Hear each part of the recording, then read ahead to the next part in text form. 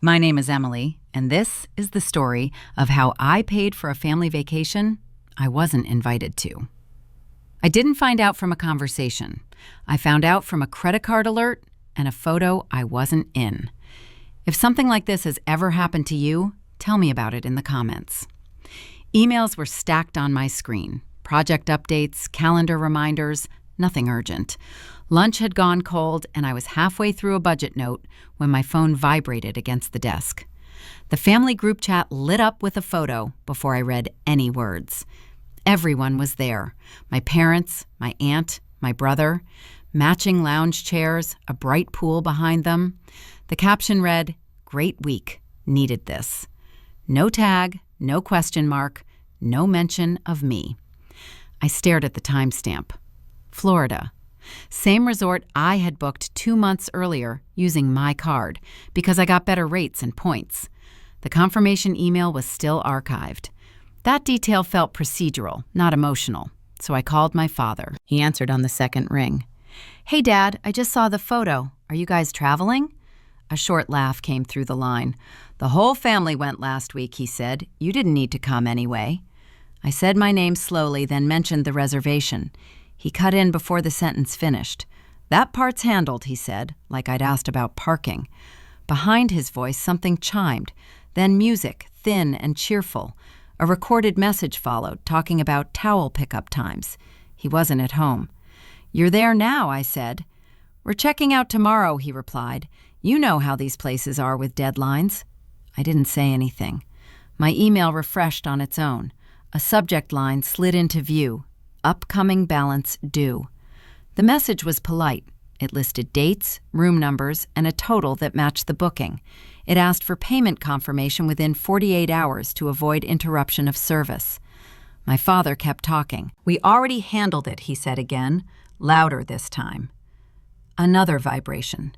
The credit card app showed multiple active authorized users, names I recognized, limits I had never reviewed. The resort charge flickered from pending to confirmed, then paused. On the phone, my father asked if I was still there.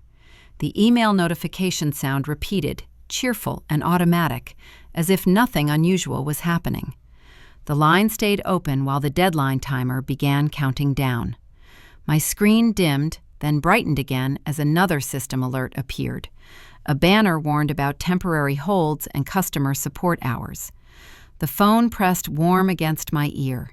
Somewhere near him, a cart rolled, wheels rattling. He said my name once, sharper.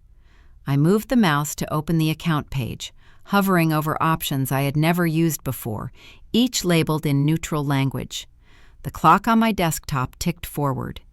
In the call, his breathing changed, waiting for an answer, assuming one would come. The cursor blinked. The hold music returned faintly in the background. I stayed silent, watching the balance line recalculate, while the call timer kept running. The notification bar refreshed again, and a new message began loading as he stayed on the line, unaware the system was already responding faster than either of us expected, before I said anything at all back then. The phone kept buzzing after the call ended, but not from my father. Messages rolled in from the family group chat one after another, each written in a careful tone, like someone smoothing a tablecloth after a spill. "You didn't have to react so fast. Your dad already took care of it. This didn't need to become a thing." Nobody asked what had happened. Nobody asked what I saw. The assumption settled quickly, quiet and firm. Robert knew what he was doing, and I was overthinking it. At work, the afternoon schedule didn't slow down. A meeting reminder popped up. A teammate asked for a status update. The credit card app flashed another alert while I was typing. A resort charge appeared as pending, then vanished. 5 minutes later, it came back with a different amount, then paused again. The app didn't explain. It never does.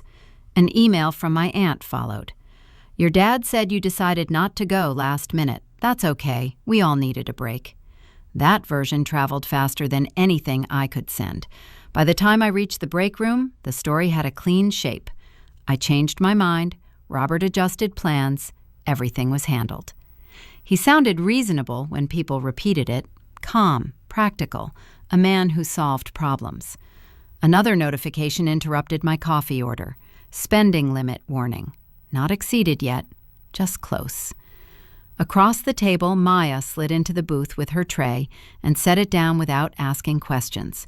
She glanced at my phone when it vibrated again. "That the same alert as before?" "It keeps changing," I said. She nodded once. "Whose name is on the account?" "The card's mine." "Primary?" "Yes." "And the others?" "Authorized users." Maya unwrapped her sandwich, listening. "Authorized users can spend," she said. "They don't get billed if the card gets shut off." The sentence landed flat, like a fact from a manual. "Who does?" I asked. She took a sip of her drink.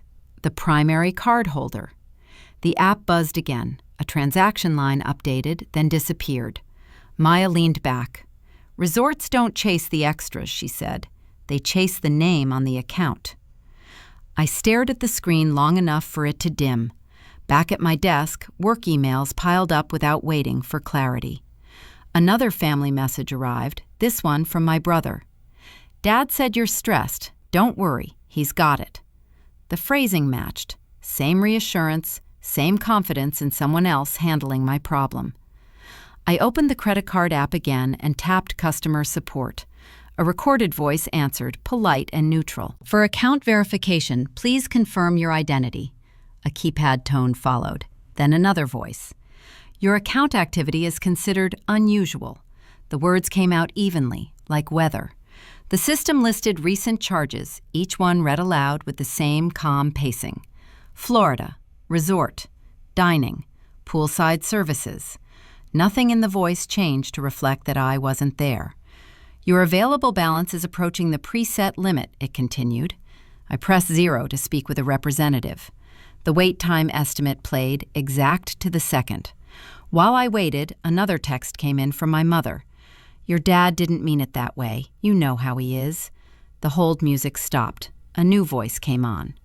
"For your protection, certain decisions may require confirmation today to avoid further complications." "Today?" I asked. "Yes," the agent said. "Some changes can't be reversed after the daily processing window." The call ended with a reminder to review account settings online. Maya sent a short message a minute later. "Don't argue. Check the structure." The afternoon slipped by in fragments. A pending charge returned, then froze. The app asked if I recognized the activity. A single button offered help. The family chat went quiet all at once, like someone had agreed to stop typing. Another alert arrived from the bank. "Action recommended." The wording stayed careful. No accusation, no urgency in the tone, just a suggestion. I opened the account page and scrolled past sections I'd never adjusted before. Authorized users, spending controls, temporary limits. Each option explained itself in small print, neutral and precise. The support chat window reopened on its own. "To proceed, please make a selection today," the message read. The cursor hovered while the time displayed in the corner of the screen crept forward. Outside the office, traffic shifted for the evening. Inside, the family stayed silent, confident the situation was resolved. The system waited, patient and literal, marking the hours left in the day while I sat there with the page open, not telling anyone yet that a decision was due before midnight. The account portal stayed open while the support chat idled in the corner of the screen. Instead of clicking anything, the inbox search bar took focus. A filter pulled up reservation emails tied to the Florida resort. Most of them looked normal: dates, rates, standard confirmations. One message didn't. The subject line read, "Your check-in details have been updated." The timestamp showed it was sent 3 days before the family photo appeared. That alone wasn't strange. Plans change. What stood out was the login alert attached to it. The access log listed an IP address. The number pattern was familiar, in the way street names get familiar. It matched the router at my parents' house. Same provider, same city, same block. The update wasn't sent from my laptop or phone. It wasn't sent from Austin. The call from my father came through before I could scroll further. "Emily," he said, skipping any greeting, "don't make this harder than it needs to be." I said nothing. You don't need to involve the bank, he continued. That's not necessary.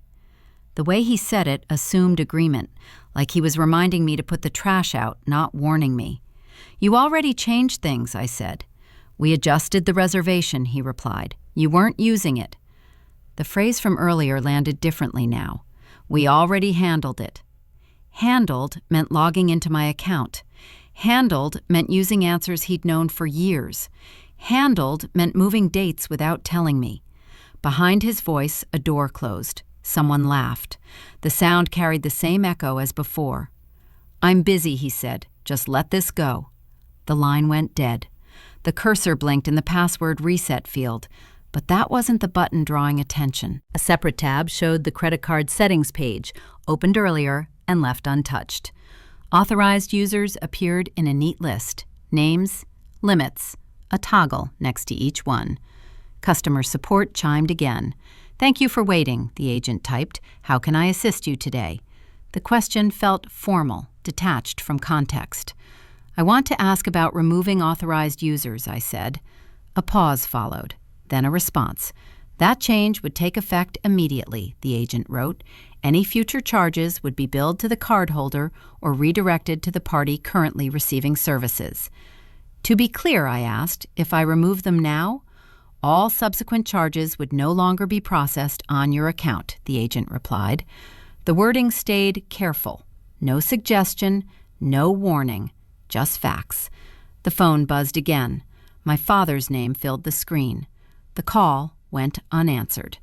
The agent continued. There may be an interruption if the merchant is unable to secure alternate payment, she wrote. Another message popped up beneath it. Before completing this request, please rate your support experience. A row of stars appeared. 5 options. None of them fit. The support window refreshed. Please confirm when ready. The authorized user list stayed open.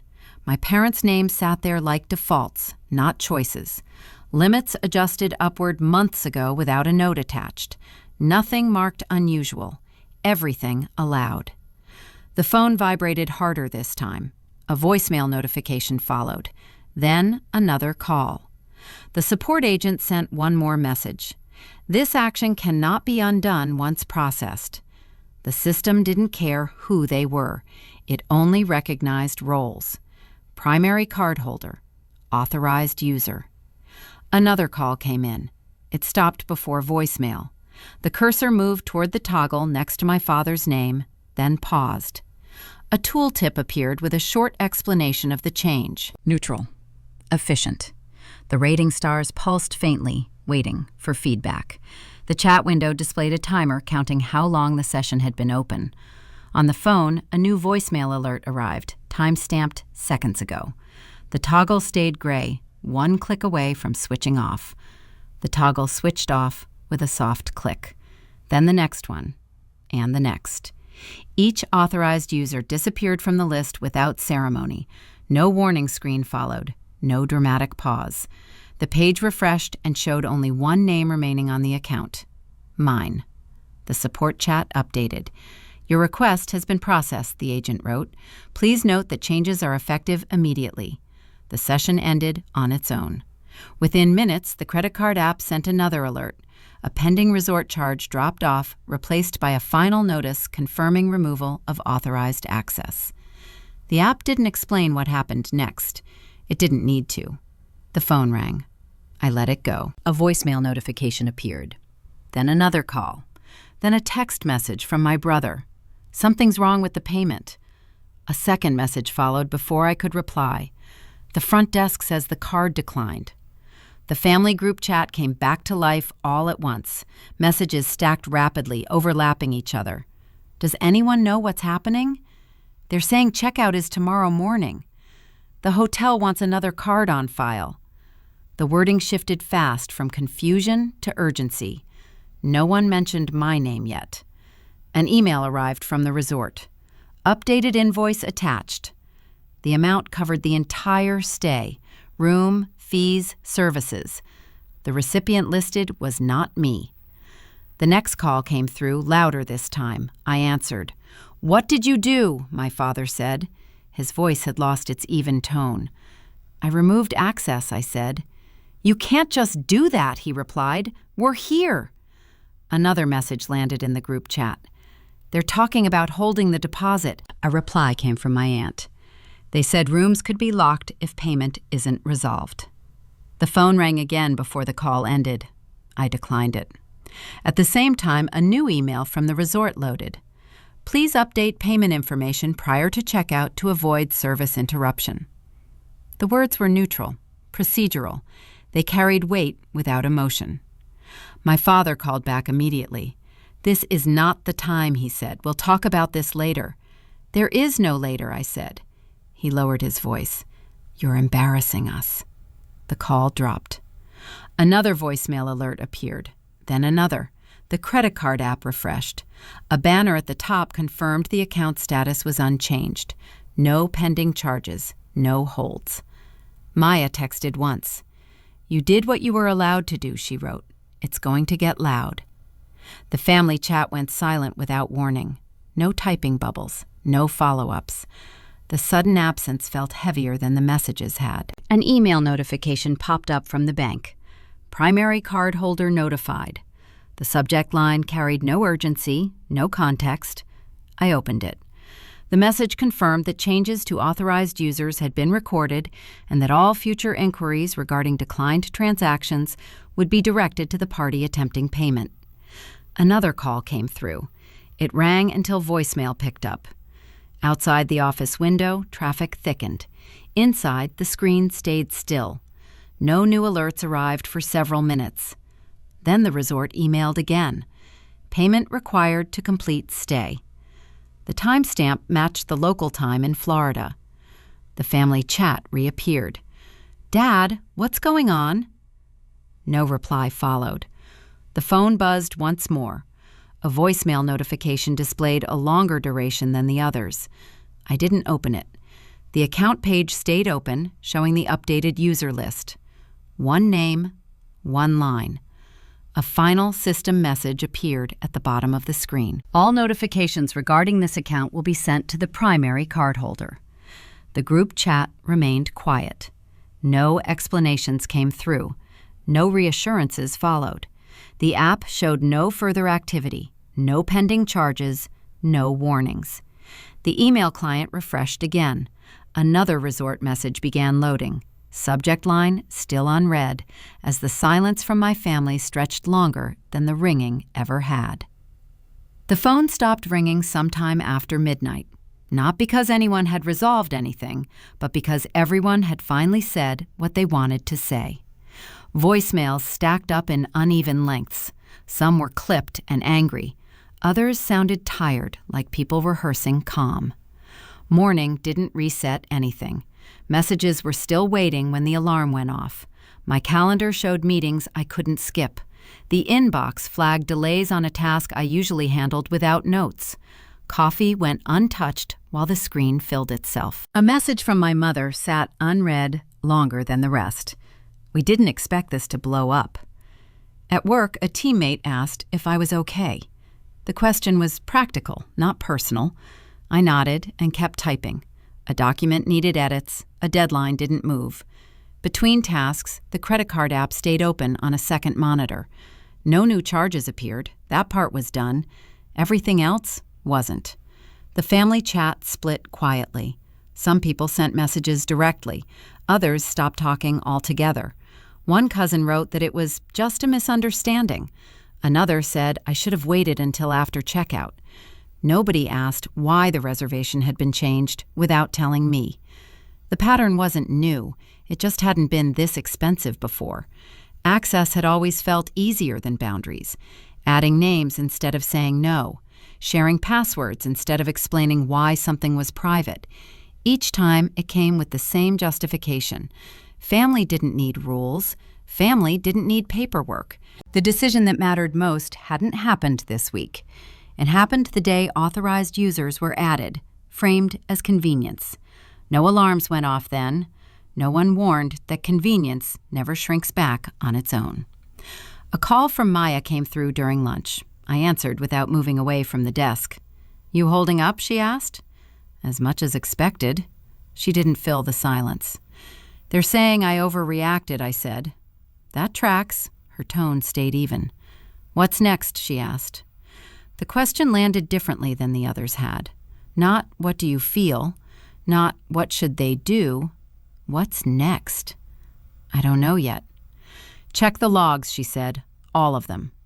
I saw the IP address. "Banks keep more than email logs," she replied. "Longer than people think." The call ended there. The rest of the afternoon passed in fragments. A missed meeting note, a revised deadline, another family message blaming stress. The word vacation appeared twice, both times framed as something fragile I'd broken.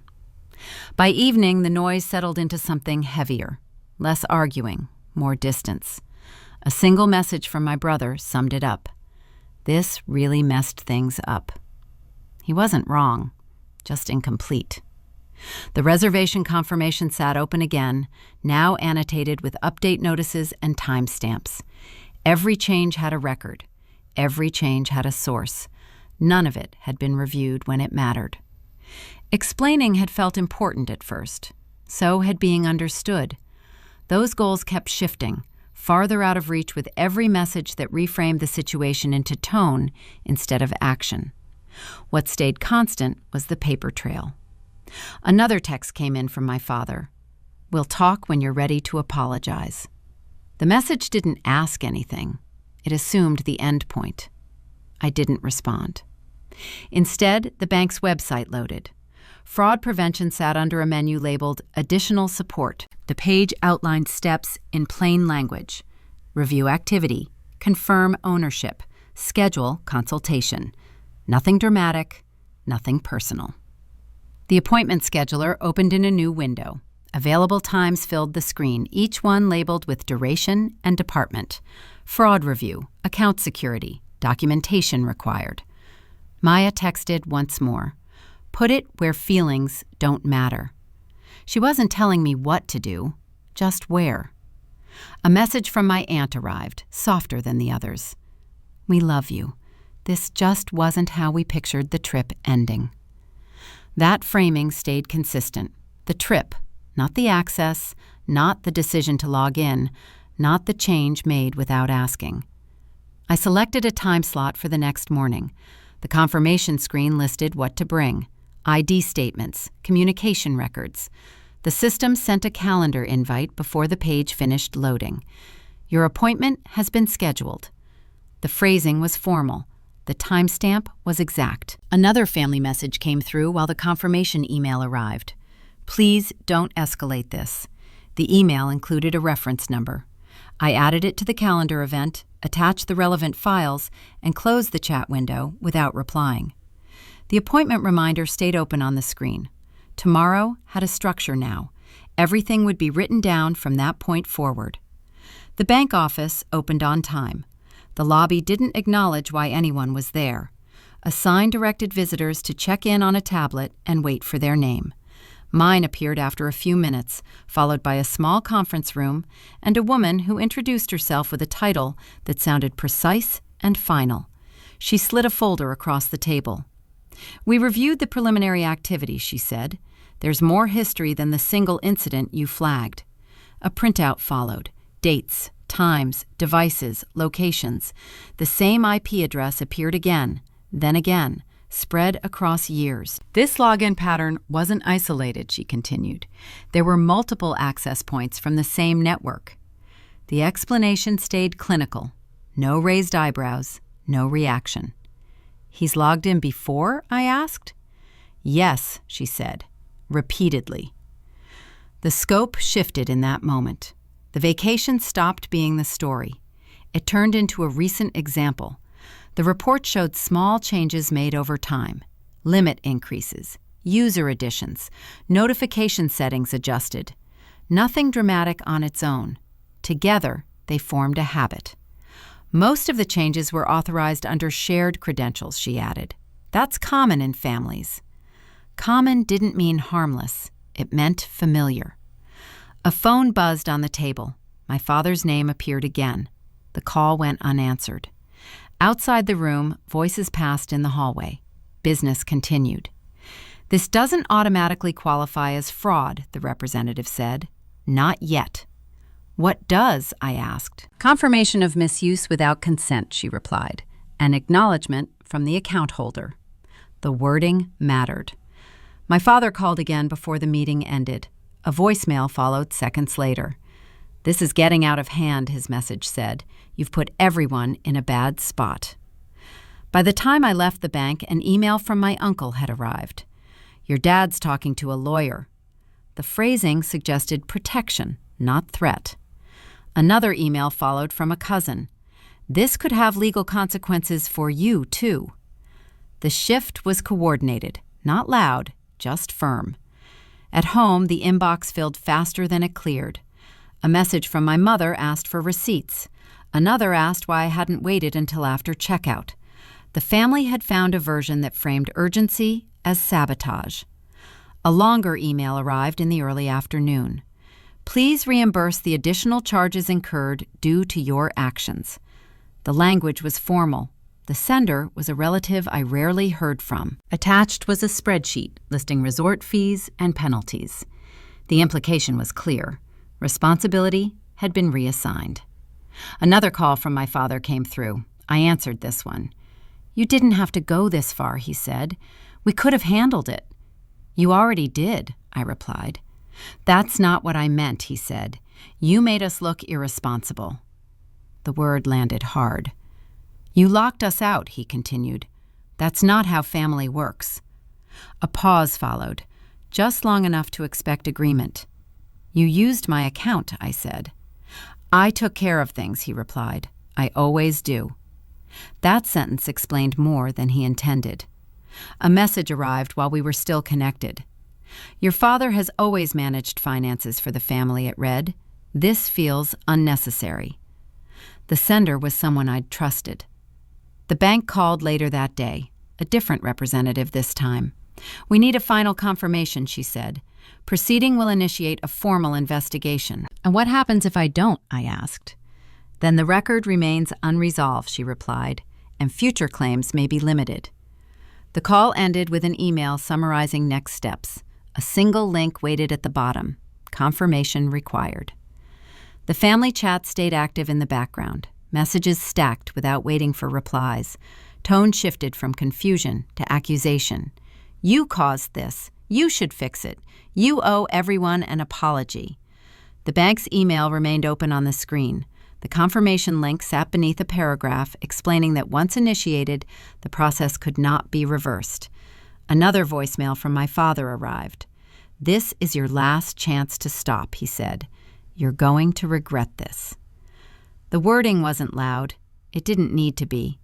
The folder from the bank rested on the desk beside the laptop. Dates and times lined up neatly. Years of access recorded without commentary. The email from the bank refreshed. A reminder appeared at the top. Pending confirmation. The cursor hovered over the link. The phone vibrated again. Another family message appeared, asking if I'd thought about the consequences. The page waited. The system didn't rush. It never did. One click would move everything forward. The conference room this time held more people.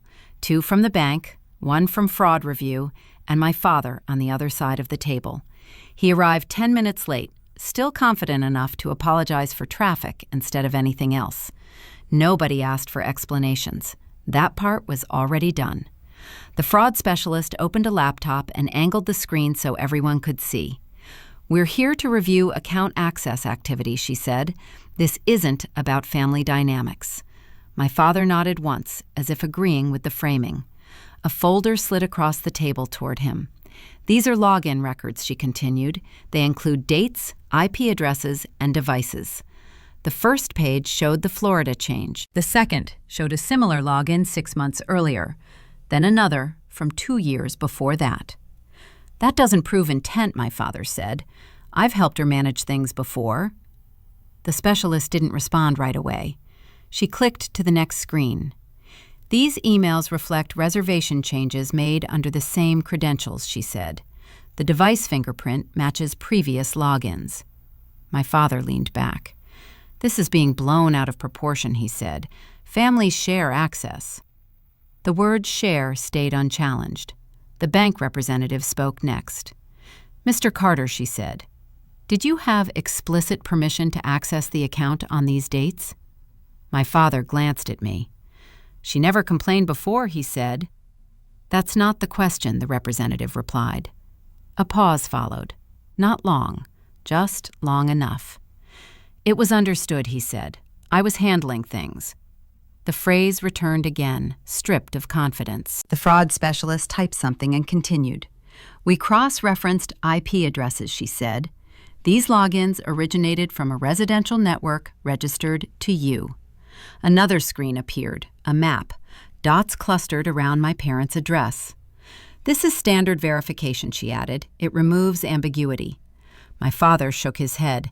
"You're making it sound criminal," he said. "No," the specialist replied. "We're classifying access." She read from the report without emphasis. Unauthorized familial access. The phrase landed flat, like a line from software documentation. The bank representative cleared her throat. "Based on the evidence," she said, "we're initiating a formal review." My father leaned forward. "You can't just decide that," he said. "This affects more than one person." "It affects the account holder," she replied. A document slid toward him. He scanned it quickly. "This says investigation," he said. "Yes," the representative answered, "and it requires communication through legal counsel if you wish to contest." His expression changed then. Not anger, calculation. "This is unnecessary," he said, looking at me. "You could have handled this privately." The fraud specialist closed her laptop. "Private resolution isn't an option once records are involved," she said. My father opened his mouth, then stopped. The room didn't respond to tone shifts. Another form appeared on the table. "This acknowledges access without authorization," the representative said. "It doesn't assign criminal liability."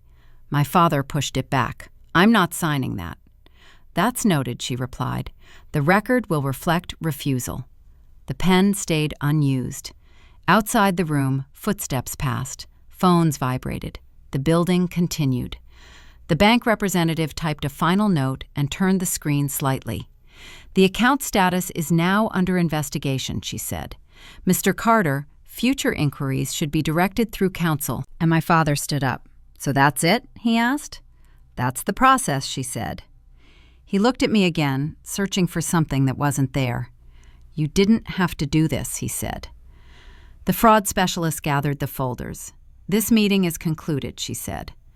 We walked out separately. No hallway conversation followed. No final words waited near the elevator. My phone buzzed as soon as the doors closed. A family message came through, already reacting. What happened? Did Dad say anything? Before answering anything, an email from the bank arrived. Subject line, "Case status update." The message was short. "Your account is now under investigation." Another line followed. "Please note, direct contact between involved parties is no longer advised." The wording was careful, protective, final. My father's name appeared on the screen again, calling. The phone stayed still in my hand. The elevator reached the ground floor. The doors opened. I stepped out while the call rang until it stopped on its own, replaced by a notification confirming the case number and a reminder that all further communication would go through official channels. The first confirmation came from the resort, not the family. An email arrived mid-morning, addressed to my father, forwarded accidentally to me, with a short note that said the balance had been settled in full, including penalties for late payment. No apology followed it, just a receipt and a timestamp. The family group chat stayed silent for hours after that. When it finally resumed, the tone had changed. Questions replaced accusations. Someone asked whether everything was paid. Someone else said they were glad it worked out. No one mentioned who handled it. A message from my brother came through later that afternoon. "Dad covered it. He's not happy." That was the closest thing to acknowledgement anyone offered. Work filled the rest of the day. Meetings ran on time. A document moved through review. The crisis no longer had an active role in my schedule, which felt stranger than the noise had. My mother called in the evening. Her voice sounded measured. "You didn't have to involve outsiders," she said. I didn't involve anyone, I replied. I stopped access. A pause followed. Well, she said, I guess we all learned something. The phrasing avoided specifics. I didn't correct it. Later that night, a cousin sent a longer message. It was the first one that didn't circle tone or timing. I didn't realize the account was yours alone, she wrote. I thought it was shared. It wasn't, I replied. It just looked that way. The conversation ended there. No apology came from my father. Instead, a brief email arrived the next day. Next time, communicate first. There was no subject line. I didn't respond. The bank sent updates in intervals, status notices, reference numbers. Each one confirmed that access remained restricted and the investigation continued without requiring anything further from me. Maya checked in once. All good? She asked. Yes, I said. Loud, but good. That's usually how boundaries sound, she replied. Account maintenance took less time than expected. Passwords changed in sequence. Security questions updated. Two-factor authentication reset. Each step closed something quietly. Authorized users remained empty. The option to add them still existed, untouched. A final call came from my mother near the end of the week. Are we okay? She asked. We're fine, I said. Things are just different now. She didn't argue. The next bank email arrived without warning. The subject line read, Your account settings have been successfully updated. The message listed completed actions and ended with a standard disclaimer. No commentary, no concern. A missed call notification appeared from my father while I was reading it. No voicemail followed. The laptop stayed open long enough to confirm everything one last time. Account secure, access limited, notifications routed correctly. The phone went face down on the desk. The screen went dark. Work resumed where it had paused days earlier. A task picked up mid-sentence. A deadline moved closer. Nothing dramatic happened after that. No final confrontation, no closing statement. Just a system that now recognized ownership clearly and acted accordingly.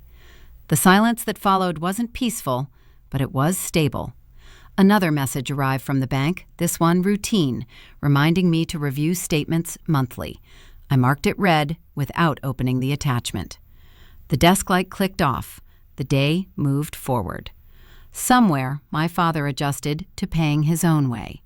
Somewhere else, relatives recalibrated their stories. None of that required my involvement. The phone stayed still. The laptop closed. Work continued.